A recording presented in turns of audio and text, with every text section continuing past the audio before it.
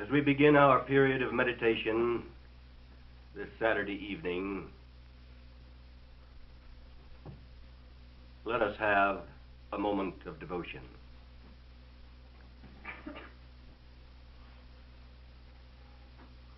Our gracious Lord and King, we thank Thee for the privilege of yielding to the working of Thy will on earth, that the fulfillment of Thy will may appear on earth even as it appears in heaven, to the end that Thy kingdom may come in body and mind and heart, in and through each and every responding one of every race and color and creed on the face of the whole earth, that all who will may share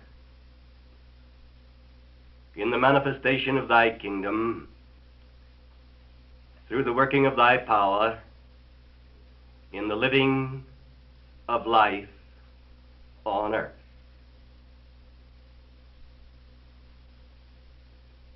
In the Spirit of the living Christ. Amen.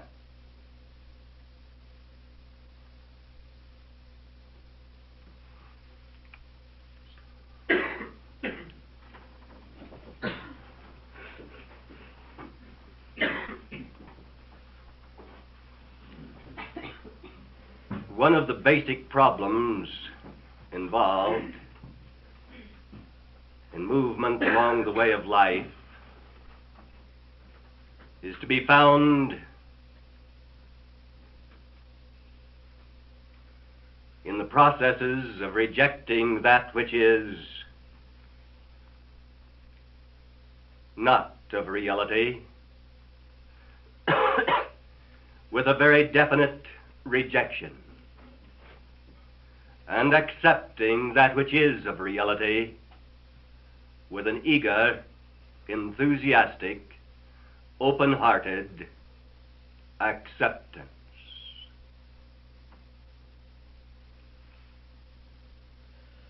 We find, even among those who are earnest and sincere,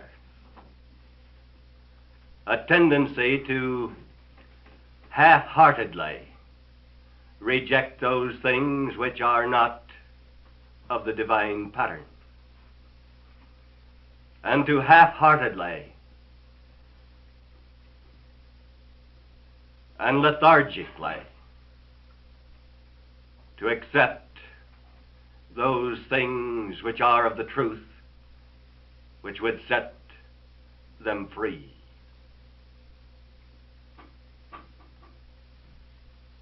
The Master said, "And ye shall know the truth, and the truth will make you free." He did not suggest at any time that we could, by any of our own efforts or determinations, free ourselves.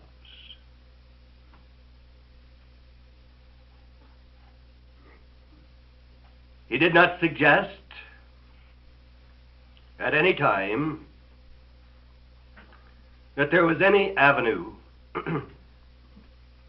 or means by which man might know true freedom other than by knowing the truth.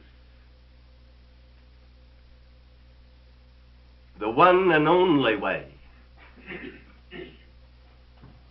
the way which he emphasized over and over again, is that if man would be free, free to live life abundantly and gloriously as God designed it,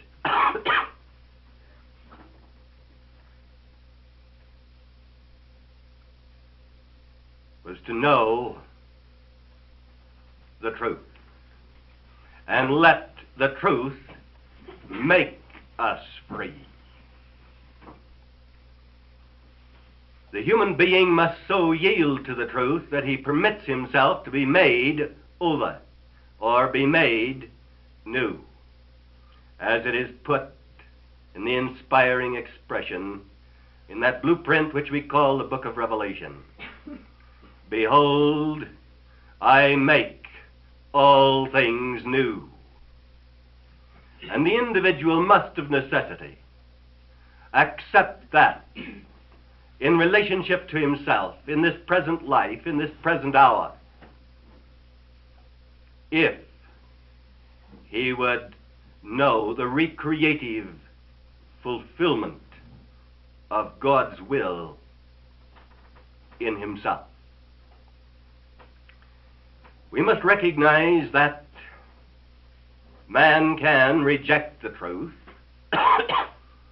He can refuse to let the truth make him over, make him new.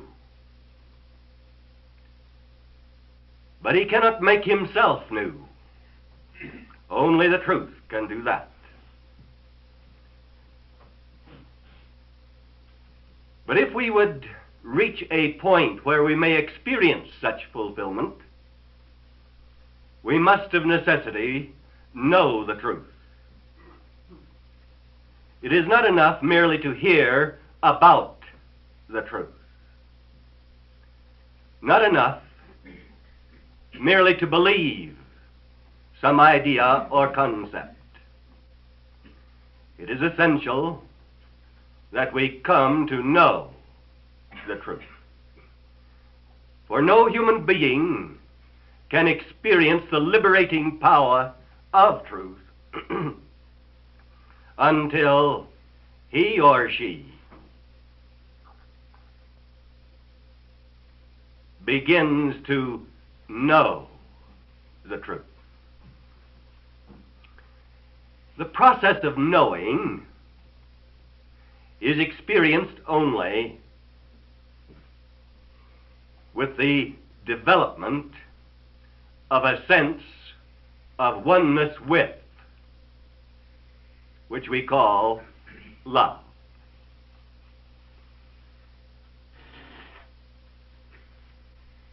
We cannot know any person until we have had an opportunity to experience the relatedness of a normal pattern of life with that person. We may know about many people, but there are exceedingly few who ever come to know even one person during a lifetime. When any person has come to truly know another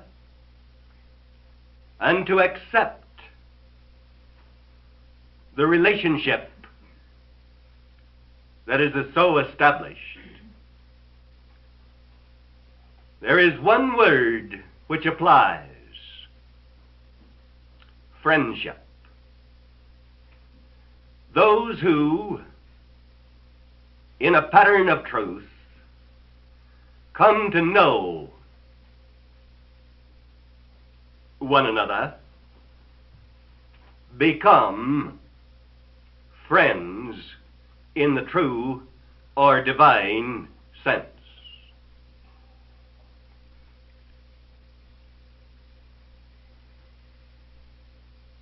And friendship, whether in the pattern of marriage between husband and wife, or whether in the pattern of the usual or divinely ordained patterns of relationship and association, is the highest state to which any human being may attain. But such a state of true friendship with another human being is an utter and everlasting impossibility unless one first begins to realize the significance of the privilege we have of being a friend to our Lord and King and accepting the friendship which he offers. The basis of friendship with God is already established on one side, for he knows you. He does not have to learn to know you. He already knows you. And knowing you, in spite of any limitation which may be inherent in your present manifest expression of life, in spite of anything that may have happened in the past, in spite of any seeming obstacle which may exist, he offers you friendship. That is one of the qualities of friendship. For a true friend accepts his friend as he is, because of what he is, and is unmoved by any limitation which may, for the moment, appear.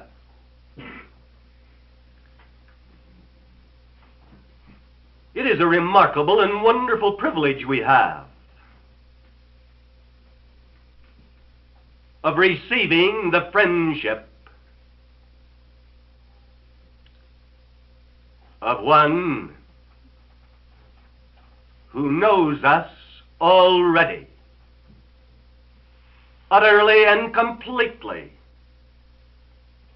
so that no thing is hid from him. And yet, knowing us as we are,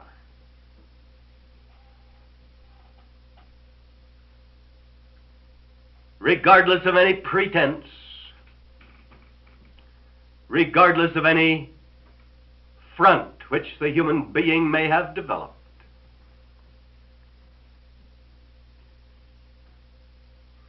knowing us as we are, he extends friendship. And by reason of this very fact, we have a most significant indication of that which is required of us if we would accept that friendship and reach a point where he may call us friend. We may now call him friend, but we must reach a point where he can call us friends. He extends his friendship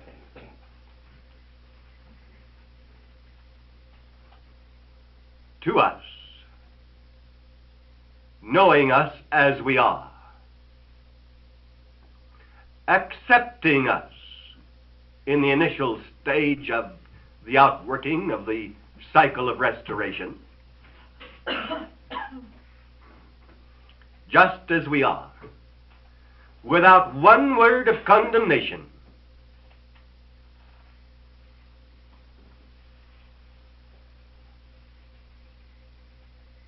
without upbraiding, without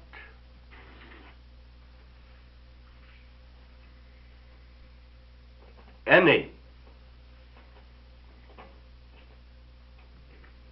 of the reservations which human beings ordinarily establish.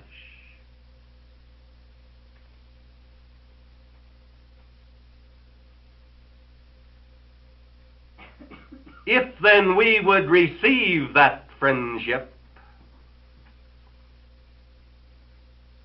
we must accept him as he is, even as he accepts us as we are.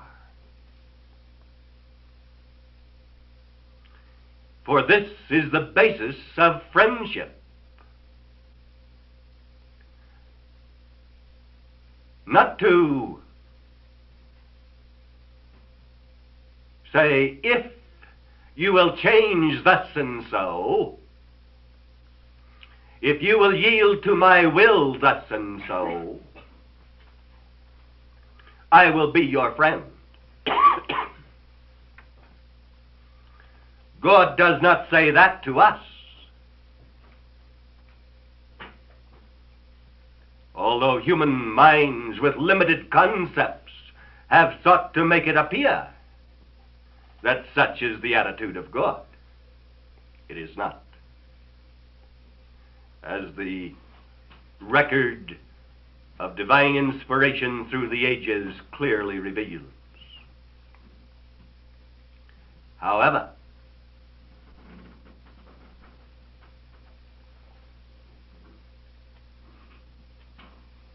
by the same token, it becomes necessary for us to take the attitude that we will receive him as he is, without our saying to him, if you will change things to be thus and so,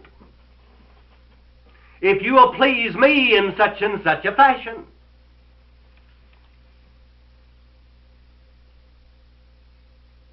then I will be your friend. Consider the attitude of human beings toward deity. Is it not always, or almost always, a fact that the basis of approach is, oh God, if you will do thus and so, if you will arrange this or that, if you will take this thing from me or give me the other thing, then I will be your friend. But that attitude is completely and utterly out of pattern in relationship to friendship. Nevertheless, we may note in those rare instances where human beings attain to friendship with a fellow human being, that even though the friendship as such does not require anything of the friend, makes no demands,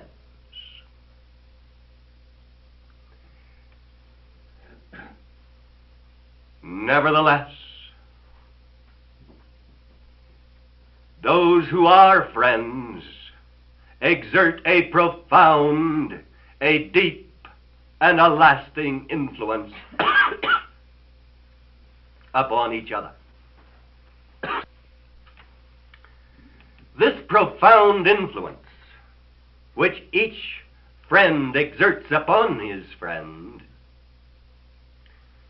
changes life, brings fulfillment, enriches life, and gives meaning to those things which otherwise would be meaningless. So, while God does not say to us, change in this way or that, do this or that, reach a certain point of fulfillment, grovel in the dust for a while, or some other thing, and I will extend you my friendship. God says no such thing. He says, come as you are. My friendship is great enough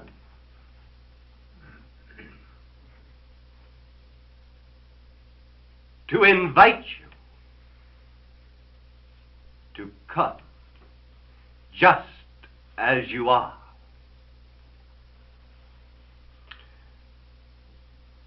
With a friend, and if we see in true realization that he is our friend, with a true friend, there is never any need to hide anything, never any need for shame, never any need for excuses.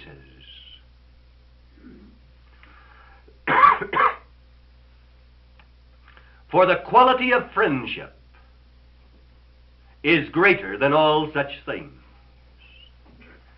And inherent in that quality is trust, which can be trusted.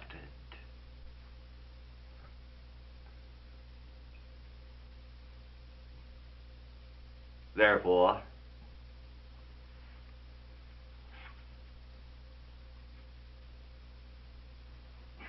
since God invites us to receive such friendship,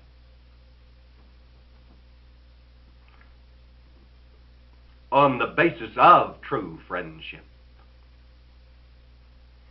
so that we need feel no shame for anything that has been or is,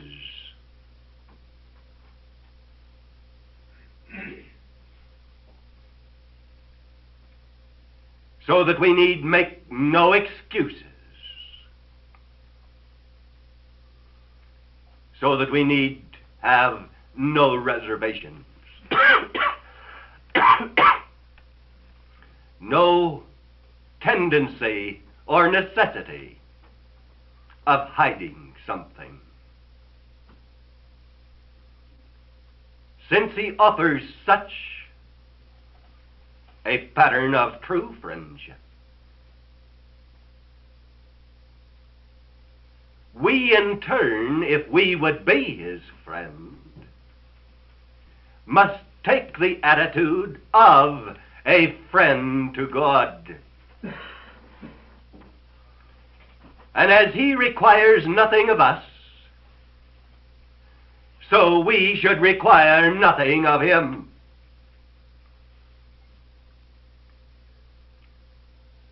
For it is not the nature or character of a friend to demand anything.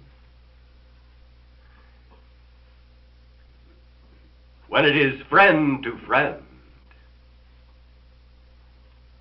there is the offering of the giving without demand or requirement.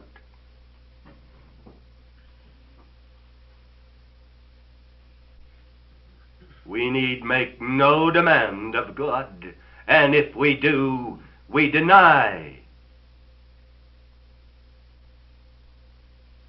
the reality of friendship and declare by our actions and attitudes that we are not God's friends.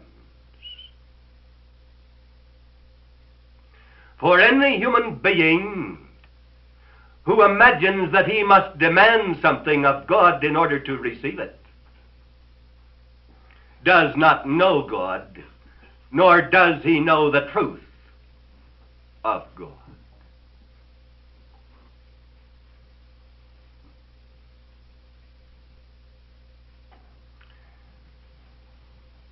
It requires only a simple nobility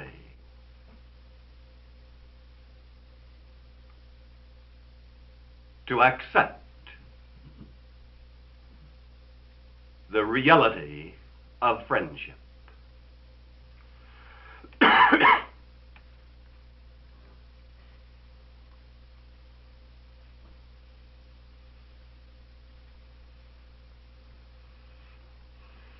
But in this world, human beings are and have been for so long governed by the determination to get something. They're going to get something out of their neighbors, out of their so-called friends,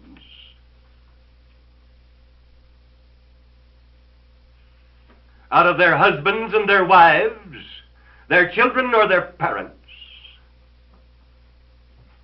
Yea, they are even going to get something out of God. And particularly, do they hope to get some sort of salvation for the time that shall appear after they are dead.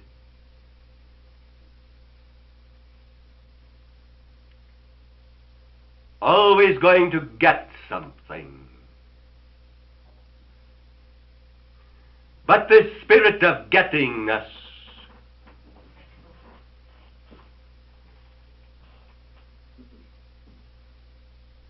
is never found in the spirit of friendship.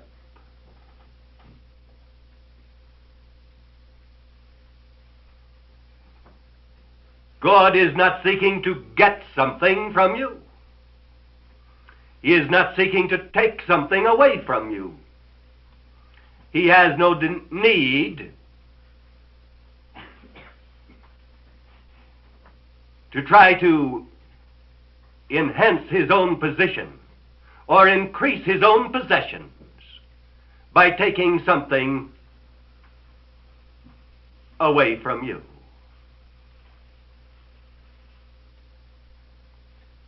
Human beings, because of the spirit of gettingness, try to get something from God, and underlying so many of the concepts about God,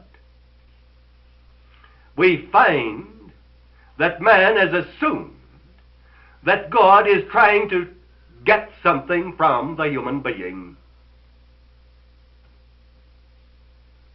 If there is some particular treasure, someone greatly loved, there is a fear that God will take it away.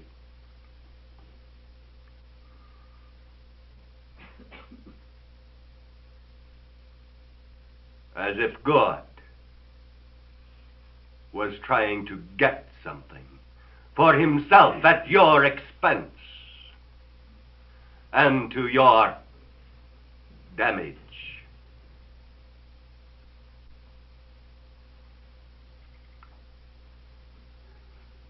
He does not increase if you decrease. The only way God can increase is for you to increase. And anything that decreases you decreases God insofar as his kingdom here on earth is concerned.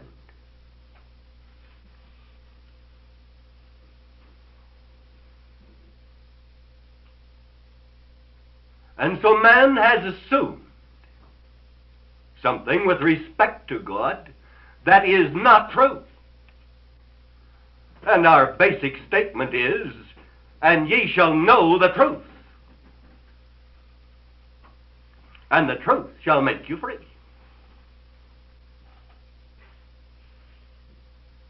So instead of assuming that which is false with respect to God, we begin to know the truth. First about God.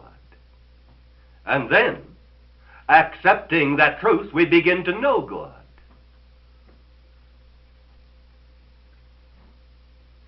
And in that knowing,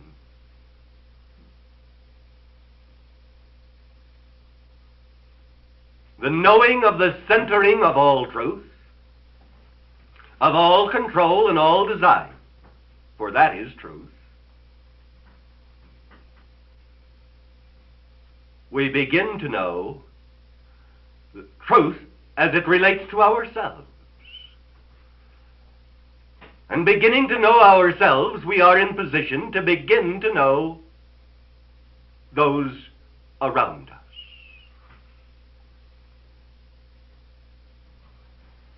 The friendship which God has extended to man down through the centuries, unchanging and constant in attitude and provision,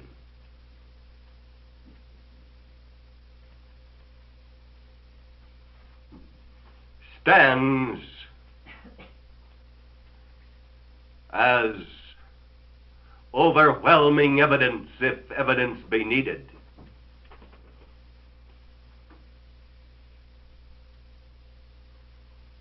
that we can afford to trust such a friend. That we need have no fear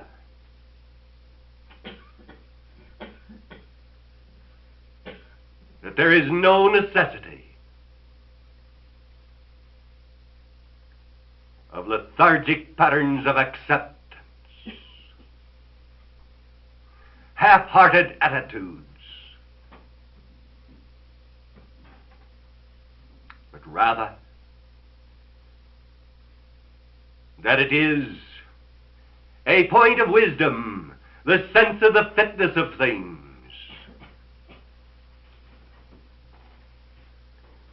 to eagerly, wholeheartedly, enthusiastically accept the privilege of friendship. And all that is required is that we reveal the capacity of receiving such friendship by revealing the attitude of a friend. Friendship cannot be one-sided. It may be offered, but it does not become friendship in fact until it is received. And unless we can be a friend to God, God cannot be a friend to us.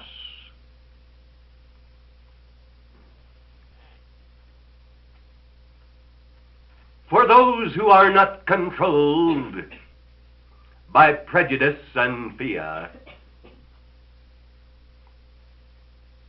there is no difficulty, once the truth is seen, in rejecting any false concept which may have been held in consciousness. This is the basis of honesty.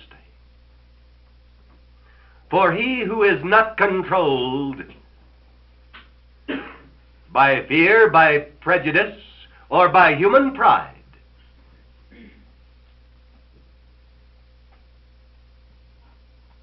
but having seen the truth, accepts it,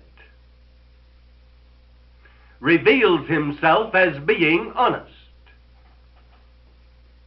And only those who are honest within themselves and toward each other can attain to the state of friendship.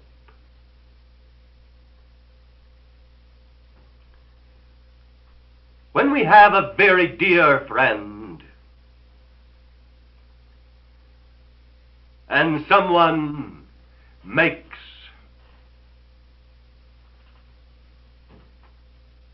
an unjust, unkind accusation, we do not immediately assume, well, now the accuser must be right. Or If such a thought is in mind, there must be some truth to it. I don't like to believe it, but I can't completely reject it just because someone said it. Is that the attitude of a friend? No. A friend would simply reject without any qualifications, without any reservations, the condemnation and the sly insinuation directed toward his friend. This is most important to our realization. For attitudes of condemnation and sly insinuation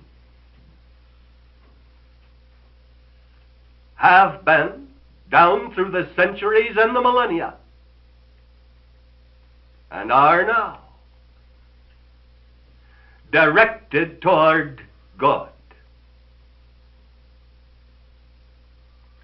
Every sort of insinuation which assumes God to be limited to the limitations of man, to the whims and fancies of the unstable,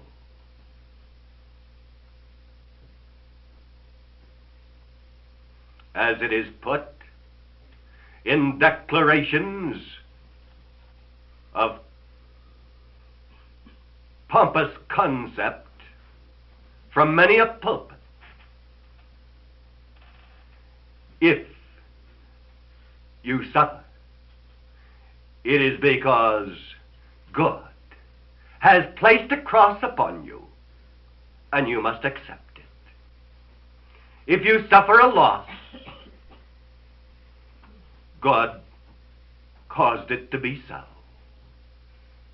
If something is wrong, God caused it to be so, and you will have to accept it.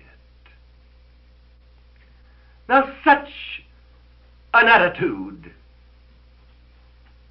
of false concept, of condemnation, condemning God, and insinuation toward our friend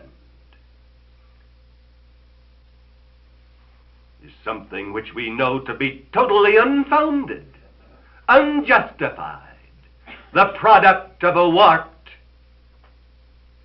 and ignorant mind, of an unclean, unstable heart.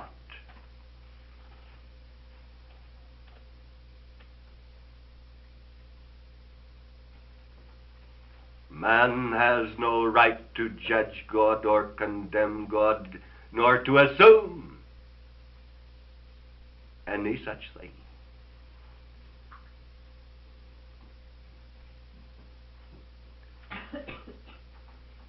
So often it is declared, we can't understand why God does these things. What things?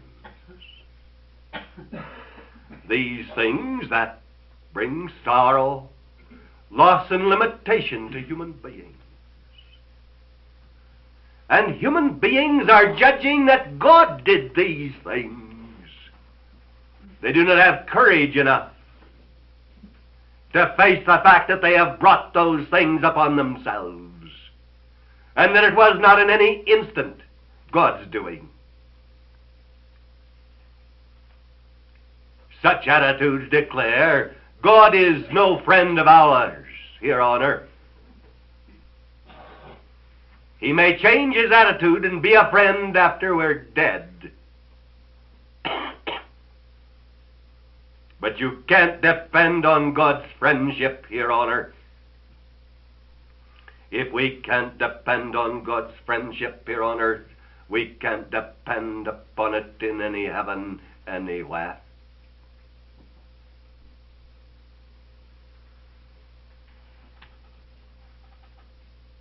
we need to begin to realize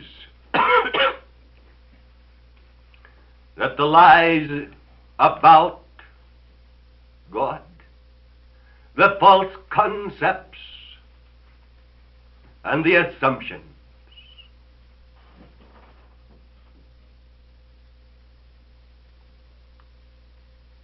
that would detract from him or his nearness or his power to do something on earth in and through us are things which we as friends of God reject without any hesitancy or reservation. And once we begin to reach the point where we, as friends of God, reject heartily those things which are not true about our friend,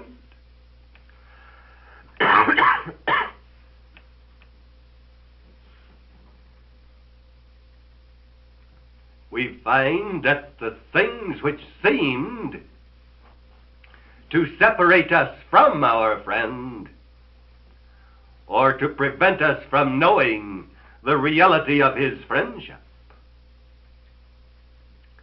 begin to melt and fade away. For the maintenance of the false concepts in our attitude toward our friend, or he who would be our friend,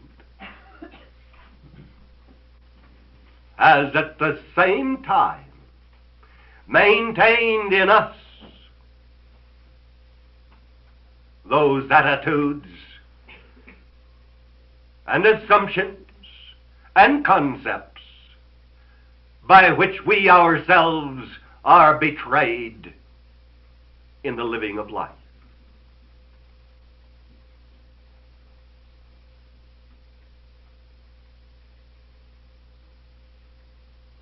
The limitations of every sort begin to melt as the ice before the rising sun.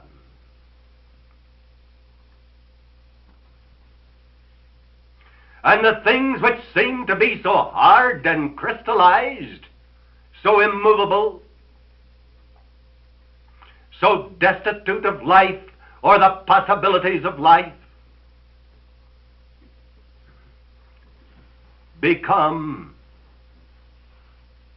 liquid. They begin to move. And the conditions essential to living, to growing, to a springtime, begin to appear.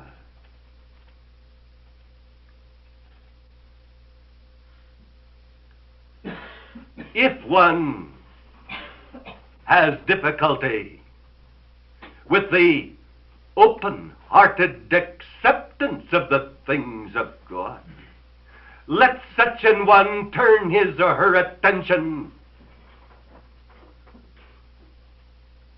not to the effort to try to receive, but rather to the work of wholeheartedly rejecting those things which are false, those things which are not true.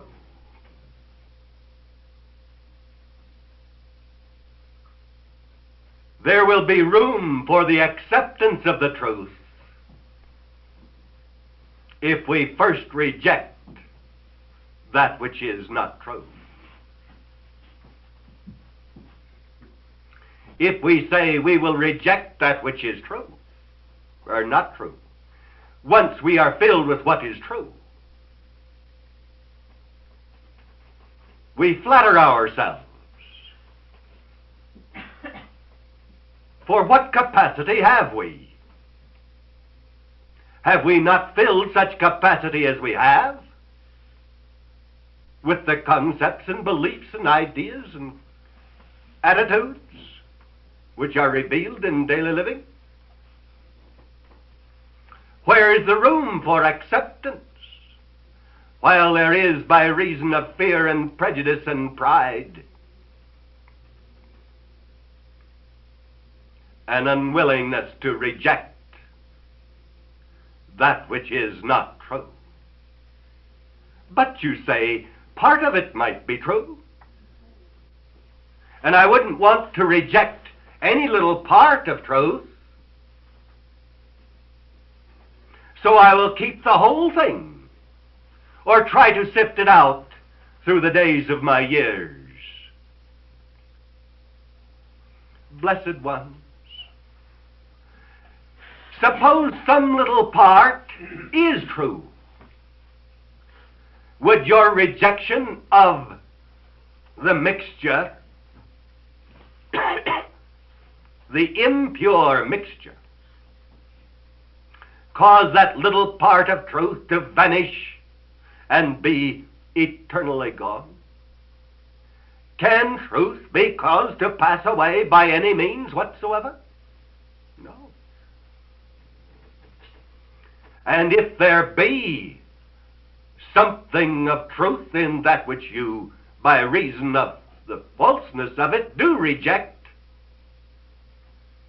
you will find that you have not rejected the truth.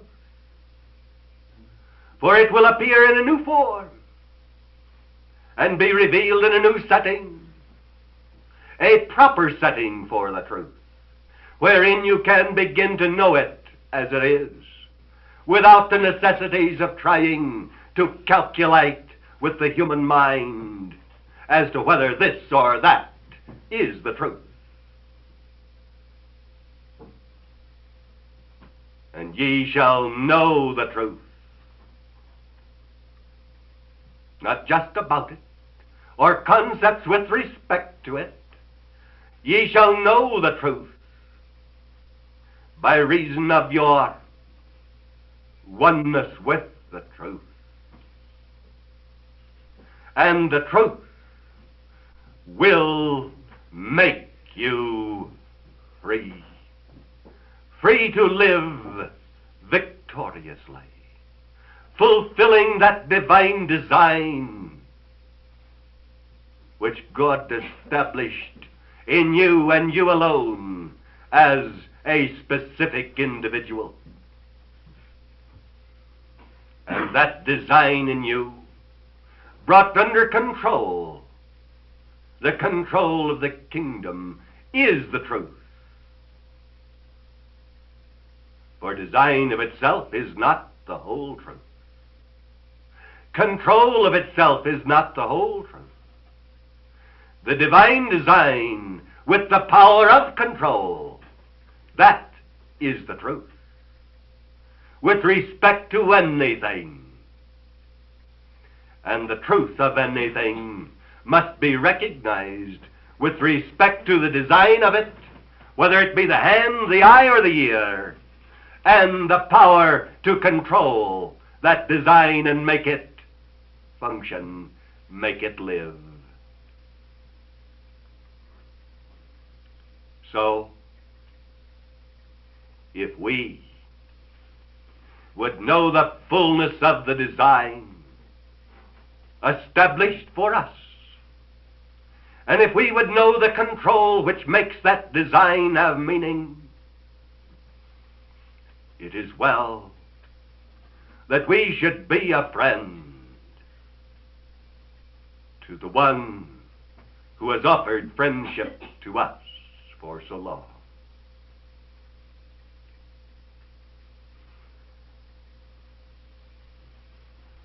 And if we would be friends of God, let us remember the basic nature of the spirit of friendship. For friends make no demands one upon the other.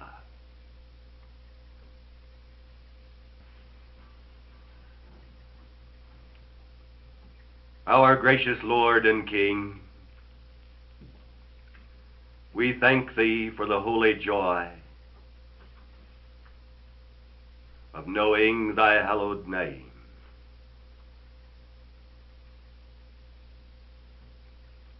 And of recognizing the truth concerning Thee and Thy kingdom, that we may no longer be subject to the infamous lie that Thy kingdom is for some future time, some hereafter, or some other place. That we may know that Thy kingdom is for this place, this life, this hour, this state of circumstances. It is for us, and not just for others, in the past or some other where in the present or somewhere in the future. We would reject the lie and accept wholeheartedly the truth that the kingdom of heaven is at hand. And receiving that truth, begin to live and move and have our being in the realm of Thy design and the reality of eternal control, by which that design may know its greatest fulfillment, accomplishing Thy perfect will on earth, to the blessing of all who will receive. For Thine indeed is the kingdom and the power and the glory forever.